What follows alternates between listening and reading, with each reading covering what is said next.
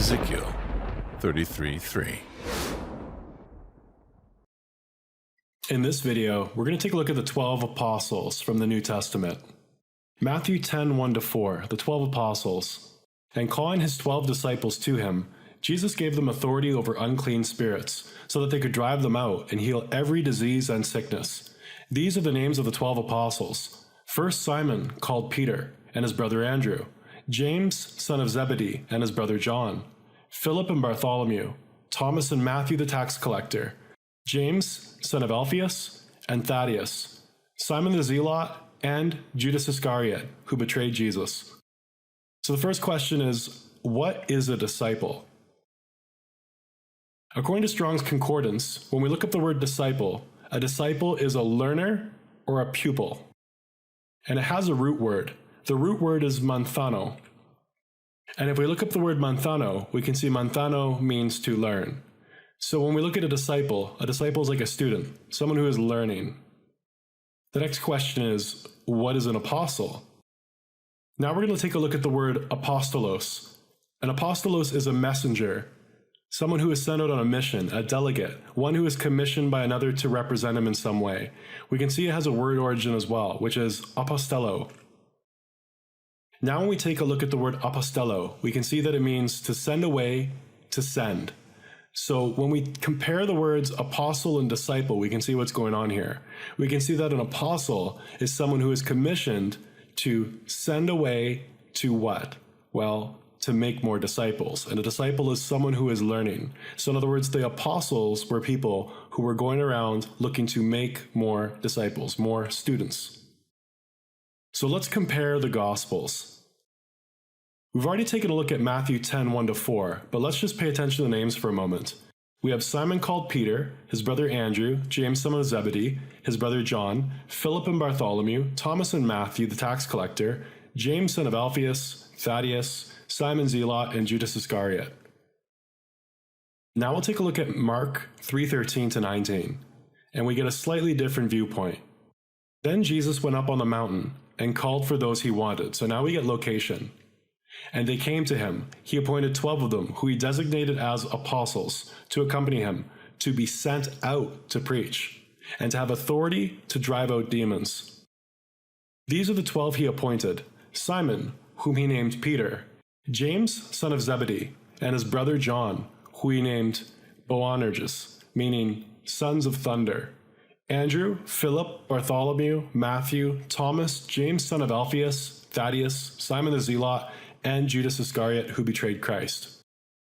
Now we'll take a look at Luke 6:12-16. In those days, Jesus went out on the mountain to pray, and he spent the night in prayer to God. When daylight came, he called his disciples to him and chose 12 of them, whom he also designated as apostles. Now we can see the difference here. We had people who were learning, disciples, and then now they're designated to create more disciples. They're apostles now. Simon, whom he named Peter, and his brother Andrew, James and John, Philip and Bartholomew, Matthew and Thomas, James son of Alphaeus, and Simon called the Zealot, Judas son of James, and Judas Iscariot, who became a traitor. Now when we take a look here, we can see all three accounts. It's mentioned in Matthew 10, Mark 3, and Luke 6. Now let's examine the order. Now when we look at the order, we can see that Simon called Peter shows up in Matthew, Mark, and Luke, all as first, and then we see that Judas Iscariot shows up as last. We notice that Philip and Bartholomew are always listed as 5th and 6th, and James, son of Alphaeus, is always listed as the 9th. But there's more. We have a missing apostle in the book of Luke. Did you notice? I've grayed out some of the names so you can have more focus. We can see Simon on the top and Judas on the bottom. But if we look at Matthew, we've got Thaddeus. Mark, we've got Thaddeus. And all of a sudden in Luke, there's no more Thaddeus. Instead, we have two Judases. We have Judas, son of James, and Judas Iscariot. What happened to Thaddeus? Who is Judas, son of James? And where did Thaddeus go? Here I looked up Thaddeus in the Strong's Concordance, and this is what I found. Thaddeus is a surname of the Apostle Jude. He was also called Lebbeus and was the brother of James the Less. Okay, so for whatever reason, we can see here that a surname was used instead of a first name because the first name was Jude. And Jude shows up in Luke, but he doesn't show up in Mark and Matthew. Perhaps the authors of Mark and Matthew preferred to use him by his surname because the other Judas had betrayed Christ and they didn't want to get the two confused. It's a possibility. If anyone knows the answer, I'd love to hear it. Here we can see again, Jude the Apostle. Jude, also known as Judas Thaddeus. So Thaddeus is in fact the surname. Also variously called Jude of James. Did you notice the Bible usually only uses first names? When we take a look at Matthew, we can see in Matthew 1:16, the generations from Abraham. If you take a look at all the names going from Abraham down to Christ, these are all first names. It's quite rare in the Bible that you ever see someone's surname. You will only see their first name, which is something very different from today. For example, when we saw Jacob, who was later renamed Israel, both Jacob and Israel were his first name, and the country Israel itself was named after Jacob. So Israel is not so much as a place as a people. The Israelites were the 12 sons of Jacob, or the 12 sons of Israel. I took a look in Black's Law Dictionary because I was curious. So here's Black's Law 5th edition, and I took a look under the surname. Under the surname it says the family name, the name over and above the Christian name, the part of the name which is not given in baptism, the name of a person which is derived from the common name of his parents. This is very interesting. I was not aware of this. So then I take a look at the Christian name. The Christian name, the baptismal name as distinct from the surname, the name which is given one after his birth or baptism, or is afterward assumed by him in addition to his family name. Such name may consist of a single letter. Okay, so it used to be at some point that up until the point that a baby was baptized, they wouldn't have a surname. So after the baptism is when you would see the surname, but I noticed that on some baptism certificates, there was no baby's surname on there. It was just the first name or the Christian name. So the Christian name is what used to show up on the birth certificates. Here's an example. This is a Protestant birth certificate.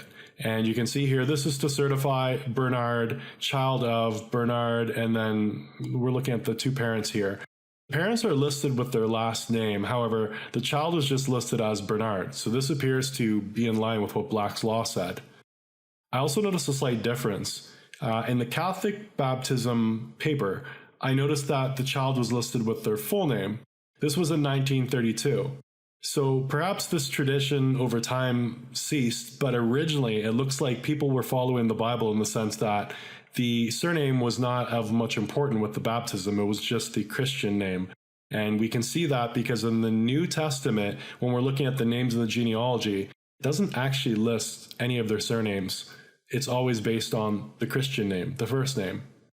I wonder if there's something more to that. Now we're going to take a look at something called the Great Commission. This is the Great Commission. Matthew 29:18. Therefore go and make disciples of all nations, baptizing them in the name of the Father, the Son, and the Holy Spirit. So now we can see the beginning of the apostleship. We can see apostle meant to send away, right? So if we're going to send them away, we're going to send them away to do what? Make more disciples, make more students, more people that are learning. So that is what an apostle is. If you are going out and you are preaching or you are spreading the word and you are making more disciples, you are in fact an apostle. Remember, apostolos means a messenger, one sent on a mission. And we can see here with apostello, the root word, away from, send away, on commission, to send. So you're sent away on a mission with the commission to create more disciples. That's the difference between apostleship and discipleship. Disciples are learning, and apostles are also a type of disciple, but these are disciples that are making more disciples. The Great Commission was to go and make disciples of all the nations. Go tell the world. Tell them who God is. Tell them God is Jesus Christ, and make them all disciples of God. So what was the job of the 12 apostles? To go and make more learners, more followers of Christ in all of the nations. Now this reminds me of Matthew 13, the parable of the sower. It says, still, other seed fell on good soil, where it produced a crop, 100, 60, or 30 times what was sown. Whoever has ears, let them hear. Can you understand the parable now? Let me help you. one seed led to making more disciples. So let's go out there and let's make more disciples. Let's all become apostles. For our struggle is not against flesh and blood, but against the rulers, against the authorities, against the powers of the dark world, and against the spiritual forces of evil in the heavenly realms. Brothers and sisters, the sword is coming. Put on the full armor of God, so that you can take your stand against the devil's schemes.